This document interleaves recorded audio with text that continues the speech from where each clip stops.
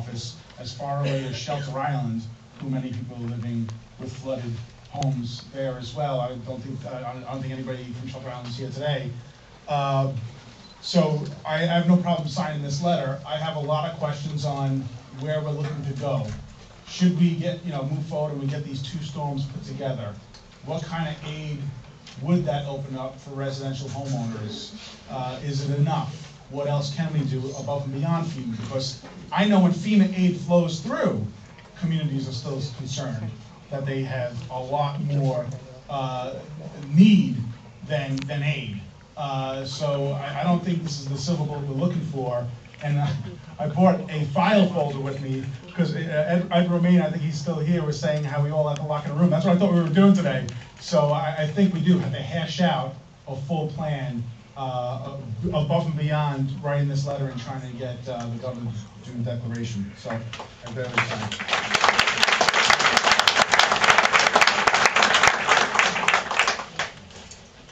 As the crowd is increasing, you are locked in the room.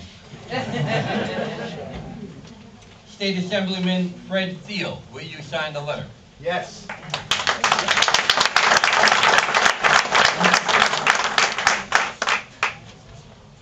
Government issue, right, Chris?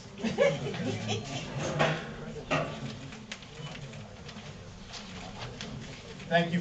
Linda, first of all, thank you for inviting me to be here today. It is obvious that we are all in this together. It is not just Riverhead. Mark and I share the East End together with Senator Laval and Congressman Bishop. This is a storm that has had impacts all over Long Island. I live in Sag Harbor. I still have water in my basement in Sag Harbor. I took a walk around my village last night. There are still some pumps working, water being pumped into the streets of the village of Sag Harbor. And I do think that it's imperative for the governor and then for the federal government, as has been said several times today. You cannot look at this as one event. You have to look at it cumulatively and what happened. I know in my neighborhood, the water table never went down from the first storm. That's why the second storm was so devastating. And you have to look at it together. We need to amend that declaration. I'll say something that Senator Laval didn't say today, but he often says, and that is when all of us work together, all the elected officials, the community, when we all work together, we never fail. And we're not going to fail this time. Thank you.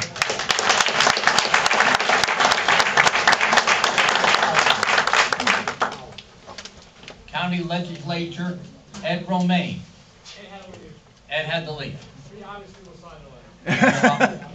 That's clear. Yes. Riverhead Town Supervisor Sean Walter. Yes. Will you sign the letter? Would you also speak on I will speak on, I need more than a minute. First of all, as the chairman of the water district, I assure you, I promise you, your drinking water is safe. We draw the water from deep wells in the Magathy Aquifer. We sample the water on a regular basis. Your drinking water is safe. I don't want anybody to leave this room and think we are not on top of that. The level of contamination that Mrs. Coverdale was speaking about is in the upper glacial aquifer. About the only people that come from the upper glacial aquifer are the farmers. So the farmers just keep recycling whatever there. Most residents are hooked up to public water.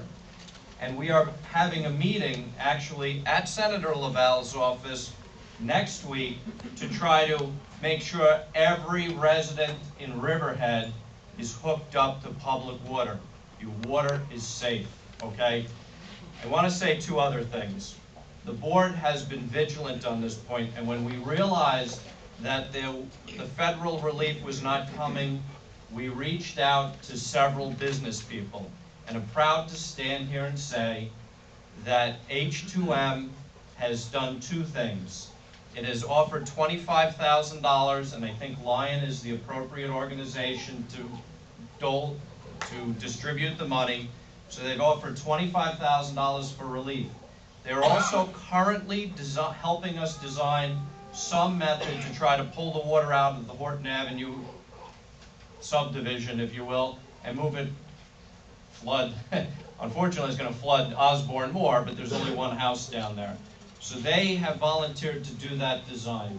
Blackman Plumbing, when several residents came to the town board and said we had oil burners down, Blackman Plumbing, I don't think they're going to donate everyone a new oil burner, but they've agreed to donate parts and supplies. Greg Reckler has agreed to donate manpower. I understand that some of these houses may be beyond repair, especially on Horton Avenue. But our town board has not sat back and just waited for the federal government. This assistance is available, and we look to Lion to distribute it, because if we do it as the town, forget it, we'll screw it up. I see the 30-second thing. There's one more important point that I want you to understand. While the town is struggling financially, I have been thinking long and hard about how we can maybe purchase some of these homes on Horton Avenue.